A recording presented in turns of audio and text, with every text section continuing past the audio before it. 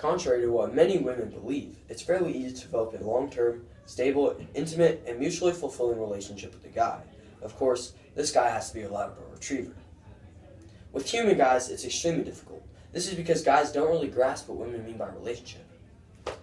Laughter is a tool that can usually help build relationships. So today, my goal is to build a relationship with you by presenting to you Tips for Women by Dave Barry.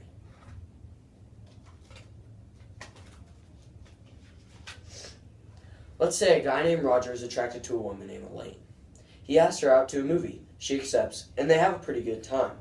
A few nights later, he asks her out to dinner, and again, they enjoy themselves. They continue to see each other regularly, and after a while, neither one of them is seeing anybody else. And then, one evening when they're driving home, a thought occurs to Elaine. Without really thinking, she says it aloud. Do you realize that as of tonight, we've been seeing each other for exactly 6 months?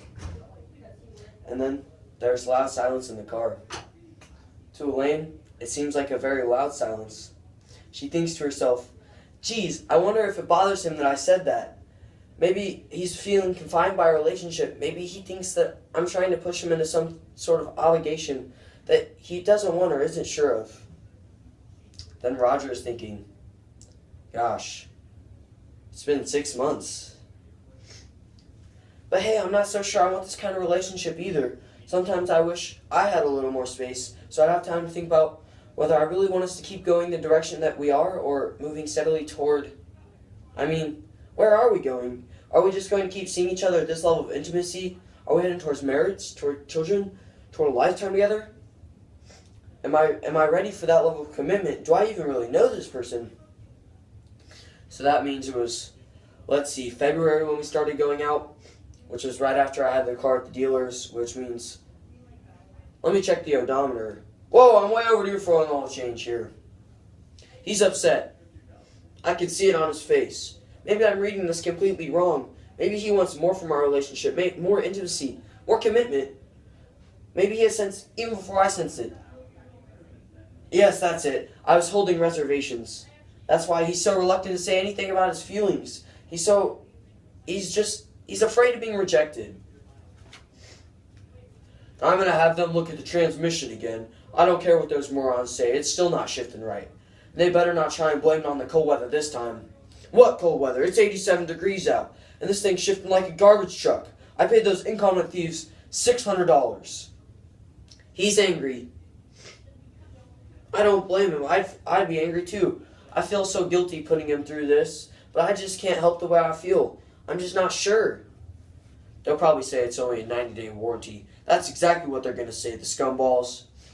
Maybe I'm just too idealistic, waiting for a knight to come riding up on his white horse, when I'm sitting right next to a perfectly good person. A person I enjoy being with, a person who seems to truly do care about me, a person who's in pain because of my self-centered, schoolgirl, romantic fantasy. Warranty? They want a warranty? I'll give them a warranty. I'll take their warranty and stick it right up there. Roger. What? Says Roger, startled.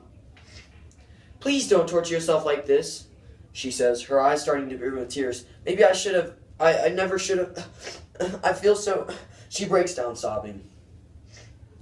What? Says Roger. I'm such a fool, Elaine says.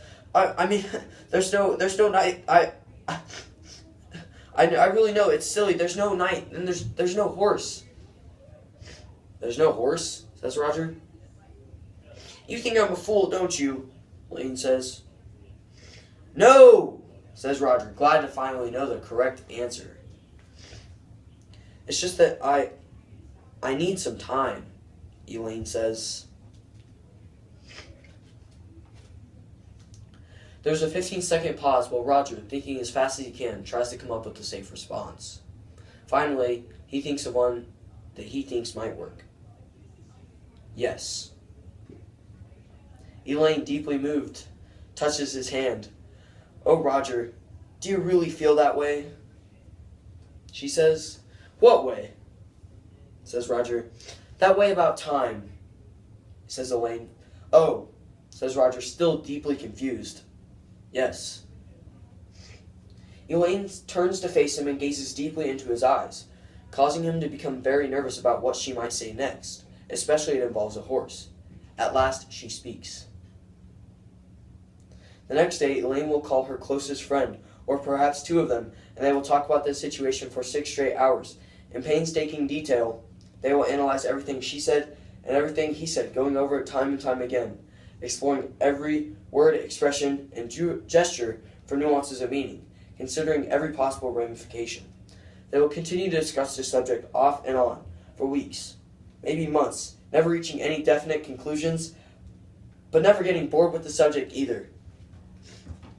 Meanwhile, Roger, while playing racquetball one day with a mutual friend of his and Elaine's, will pause just before serving, frown, and say, "Norm, did Elaine ever own a horse?" Tips for Women by Dave Barry.